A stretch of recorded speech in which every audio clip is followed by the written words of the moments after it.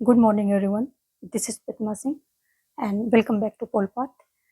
यहाँ पर एक आवश्यक सूचना है जो आप लोगों के साथ शेयर करना जरूरी है। इसमें जो है बिहार लोक सेवा आयोग ने आवश्यक सूचना दी है, यानी कि इम्पोर्टेंट नोटिस जारी किया है।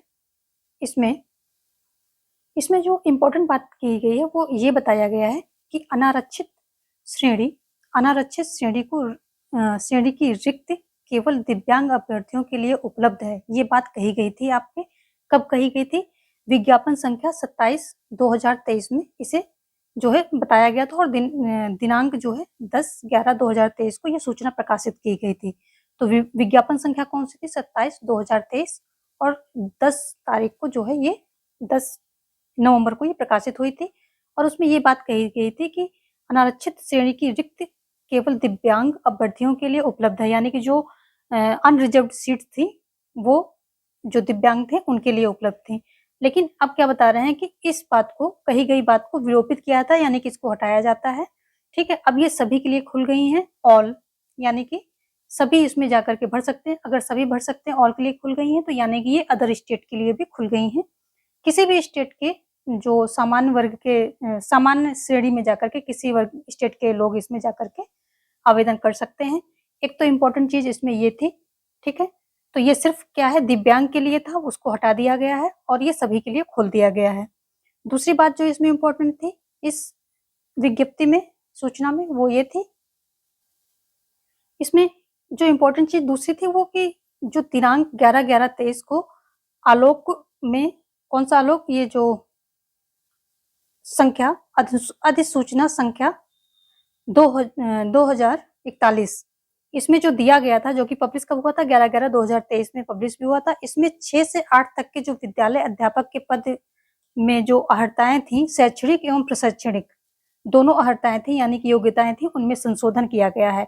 तो दूसरी एक यहाँ इम्पोर्टेंट बात यह है, और ये संशोधन जो किया गया है वो सब आप इसमें बीपीएससी की वेबसाइट पर यहाँ पर जो दी गई है इसमें देखा जा सकता है। और बाकी की जो प्रकाशित विज्ञापन जो कि 27/2023 के में जो इस संख्या से, विज्ञापन संख्या से जो भी प्रकाशित हुआ था, बाकी की शर्तें यथावत रहेंगी। तो ये संशोधन आप देख लीजिए, क्या संशोधन किया गया वो भी हम आपको दिखा देते हैं। तो दूसरी पीडीएफ खोल लेते हैं, तो उसमें हम संशोधन देख लेते हैं। तो ये है आपका, यहाँ पर दिया गया है, ये भी इसमें क्या दिया गया है, इसमें बताया गया कि अधिसूचना संख्या 2041 दिनांक 11/11/2023 के आलोक में विज्ञापन की कंडिका 2A का फर्स्ट को निम्न प्रकार संशोधित किया जाता है। और इसमें क्या है कि 6 से 8 तक के विद्यालय अध्यापक पद पर नियुक्त हेतु न्यूनतम शैक्षणिक अर्हता निम्नवत होगी। क्या क्या होगी वो देख लें। स्नातक विश्वविद्यालय अनुदान आयोग के मान्यता प्राप्त विश्वविद्यालय से प्राप्त डिग्री और प्रारंभिक शिक्षा में द्विवर्षीय डिप्लोमा, चाहे किसी भी नाम से जाना जाता हो। तो स्नातक यानी कि बीए, और आपका जैसे बीएड वगैरह हो गया, ये सब इसमें आ जाएंगे। कम से कम 50 अंकों सहित स्नातक या स्नातकोत्तर बीएड। ठीक है। अगला क्या है, 45 न्यूनतम 45% अंकों के साथ स्नातक एवं शिक्षा शास्त्र में 1 वर्षीय स्नातक, जो इस संबंध में समय समय पर जारी किए गए राष्ट्रीय अध्यापक शिक्षा परिषद मान्यता मानदंड तथा क्रियाविध नियमों के अनुसार प्राप्त किया गया हो। तो यहाँ पर जो है ये सारी चीजें जो है इनमें संशोधन किया गया है। ठीक है, आगे देखेंगे। न्यूनतम 50 अंकों के साथ उच्चतर माध्यमिक अथवा इसके समकक्ष 4 वर्षीय प्रारंभिक शिक्षा शास्त्र में स्नातक बीएलएड, यानी कि इंटर करने के बाद आप बीएलएड कर लें। फिर क्या कह रहा है कि न्यूनतम 50 अंकों के साथ उच्चतम माध्यमिक अथवा इसके समकक्ष एवं 4 वर्षीय बीए, बीएससी एड या बीए एड या बीएससी एड, यानी कि इंटर करने के बाद आप ये सारी चीजें कर लेते हैं तो आप इसके योग्य हो जाएंगे। अगला है न्यूनतम 50 अंकों के साथ स्नातक तथा 1 वर्षीय बीएड, स्नातक करेंगे, 1 वर्षीय बीएड करेंगे, विशेष शिक्षा जो स्पेशल एजुकेशन होते हैं उसकी बात हो रही है यहाँ पर। फिर क्या है, न्यूनतम 55 अंकों के साथ अथवा उसके समकक्ष ग्रेड के साथ स्नातकोत्तर और 3 वर्षीय एकीकृत बीएड एमएड। ठीक है। अगला है कि न्यूनतम 50 अंकों के साथ बीसीए तथा प्रारंभिक शिक्षा में 2 वर्षीय डिप्लोमा, चाहे किसी भी नाम से जाना जाता हो। तो देखिए यहाँ पर बीसीई वगैरह पहले जो है नहीं यहाँ पर मेंशन किया गया था, अब वो चीजें कर दी गई हैं, ठीक है। और अगर क्या है कि न्यूनतम 55 अंकों के साथ अथवा उसके समकक्ष ग्रेड के साथ एमसीए और 3 वर्षीय एकीकृत बीएड एमएड, ये जो है आपकी अर्हताएं हैं। और आगे बता रहे हैं कि राष्ट्रीय अध्यापक शिक्षा परिषद मान्यता मानदंड तथा क्रियाविधि विनिमय 2014 के तहत इंजीनियरिंग से स्नातक जिसमें विज्ञान और गणित की विशेषज्ञता हो, कोई इंजीनियरिंग से आपने स्नातक किया हो, इंजीनियरिंग कॉलेज से इंजीनियरिंग फील्ड में, और उसके साथ आपका बीएड हो, ठीक है। बीएससी बायोटेक्नोलॉजी एवं बीएससी इलेक्ट्रॉनिक्स तथा बीएड। और अगला है सेकंड जो है इसका, वो कह रहा है कि वर्ग 6-8 में भाषा विषय के विद्यालय अध्यापक के लिए स्नातक स्तर पर प्रतिष्ठा यानी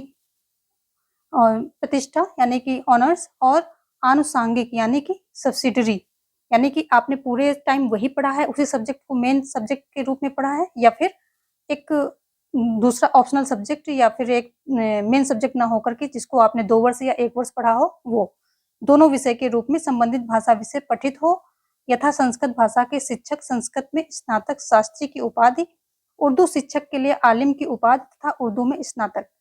तो यानी कि आपने जो है पूरे साल उसको पढ़ा हो ऑनर्स के रूप में या आनुषंगिक के रूप में, आप जो है क्या होंगे, एलिजिबल होंगे। आगे है कि वर्ग 6-8 के सामाजिक विज्ञान तथा विषय के विद्यालय अध्यापक के लिए स्नातक स्तर पर इतिहास, भूगोल, राजनीति शास्त्र, दर्शन शास्त्र, अर्थशास्त्र, वाणिज्य, मानव विज्ञान, समाजशास्त्र, गृह विज्ञान में से कोई 2 विषय स्नातक स्तर पर पठित हो। तो यहाँ पे ये बताना चाह रहा है कि यदि आप सोशल साइंस आपका सब्जेक्ट है तो जितने यहाँ सब्जेक्ट दिए गए हैं इनमें से मिनिमम 2 सब्जेक्ट आपके द्वारा पढ़े गए हों स्नातकोत्तर यानी कि बीए में, बीएससी जो बीए में सामाजिक विज्ञान है तो आपका बीए ऑब्वियसली होगा, तो बीए में आपने इनमें से कोई 2 सब्जेक्ट पढ़े हों, ठीक है। और अगला क्या कह रहा है कि वर्ग 6-8 के गणित एवं विज्ञान विषय के लिए स्नातक स्तर पर गणित, सांख्यिकी, भौतिकी, रसायन, जीव विज्ञान, वनस्पति विज्ञान, जंतु विज्ञान में से कोई 2, इनमें से अगर आप साइंस के स्टूडेंट हैं तो इनमें से कोई 2 विषय आपके द्वारा पढ़े गए हों। और आगे क्या कह रहा है कि शिक्षा शास्त्र में डिप्लोमा, विशेष शिक्षा एवं बीएड के लिए केवल भारतीय पुनर्वास परिषद आरसीआई द्वारा मान्यता प्राप्त पाठ्यक्रम मान्य होगा। ऐसी योग्यता प्राप्त अभ्यर्थियों को नियुक्ति के बाद प्रारंभिक शिक्षा शास्त्र में राष्ट्रीय अध्यापक शिक्षा परिषद द्वारा मान्यता प्राप्त पाठ्यक्रम मान्य होगा। ऐसी योग्यता प्राप्त अभ्यर्थियों को नियुक्ति के बाद प्रारंभिक शिक्षा शास्त्र में राष्ट्रीय अध्यापक शिक्षा परिषद द्वारा मान्यता प्राप्त 6 माह का क्या करना पड़ेगा, इनको विशेष प्रशिक्षण प्राप्त करना आवश्यक हो जाएगा, ठीक है। और संबंधित विद्यालय अध्यापक को इस प्रशिक्षण को पूर्ण करने हेतु 6 महीने का सवैतनिक अवकाश मान्य होगा। तो जो इस पद पे नियुक्त हो जाएगा तो ये प्रशिक्षण उसके लिए करना आवश्यक होगा, लेकिन उसमें चिंता करने की बात नहीं, आपको 6 महीने की जो है छुट्टी भी दी जाएगी और वेतन भी दिया जाएगा और आप प्रशिक्षण पा सकेंगे, ठीक है। और आगे कह रहा है कि दिनांक 4/11/23 एवं 10/11/2023 को प्रकाशित विज्ञापन संख्या 27/2023 की जो बाकी की बची हुई शर्तें हैं वो यथावत रहेंगी, यानी कि जो चेंजेज हैं वो यहाँ पर इन्होंने बता दिए हैं कि क्या क्या संशोधन इन्होंने किया है अर्हताओं में, यानी कि योग्यताओं में 6 से 8 के लिए ये जो है योग्यताओं में कुछ चेंजेस इन्होंने किए हैं, संशोधन किए हैं, वो यहाँ पर दे दिया गया है। और यहाँ पर जो है आज 14 नवंबर है और 14 नवंबर आज आपकी जो टीजीटी पीजीटी है उनको 14 नवंबर क्या है, लास्ट डेट है रजिस्ट्रेशन की, ठीक है। आज लास्ट डेट है रजिस्ट्रेशन की, मतलब विलंब जो आपकी फीस होती है लेट फीस के अलावा, लेकिन अगर लेट फी अगर लेकर के चलेंगे तो आप 17 नवंबर तक भर पाएंगे, फॉर्म को 17 नवंबर तक भर पाएंगे, ठीक है। तो आप किस लिए लेट फीस देंगे, आज ही इस फॉर्म को फिल करके खत्म कीजिए। और साथ में जो है जो पीआरटी की बात हो रही है तो पीआरटी की अभी जो रजिस्ट्रेशन अंतिम तिथि और एग्जाम की तिथि ये सब चीजें जो हैं आना बाकी हैं, तो इसको जैसे नोटिफिकेशन आता है फिर आपके साथ ये बातें शेयर की जाएंगी। अभी फिलहाल जो है आज टीजीटी पीजीटी की लास्ट डेट है बिना लेट फीस के साथ 17 नवंबर तक आपकी लास्ट डेट रजिस्ट्रेशन की हो जाएगी और 25 जो नवंबर है ये लास्ट डेट हो जाएगी फॉर्म फिलिंग की। तो ये सब सारी डेट जो है ध्यान रख करके आप अपना जो है फॉर्म फिल कीजिए, और फॉर्म फिल करने में कोई गलती नहीं होनी चाहिए, क्योंकि ये पोर्टल फिर थोड़ा दोबारा करेक्शन के लिए नहीं खुलेगा। फिर आपको एफिडेविट वगैरह लगाना पड़ेगा, वो भी बिहार में जाकर के वहीं के अधिकारियों से साइन वगैरह लेकर के, ये सब सारी चीजें करनी पड़ेंगी, जिसमें कि आपका जो है बहुत ज्यादा टाइम वेस्ट होने वाला है। तो केयरफुली इसको भरिए फॉर्म को, और कोई गलती करने की गुंजाइश न कीजिए वहां पर। तो आज की यही अपडेट थी, जो कि कल ये नोटिस आया है, और आगे जो भी नोटिस आएंगे वो आपके साथ शेयर किए जाएंगे।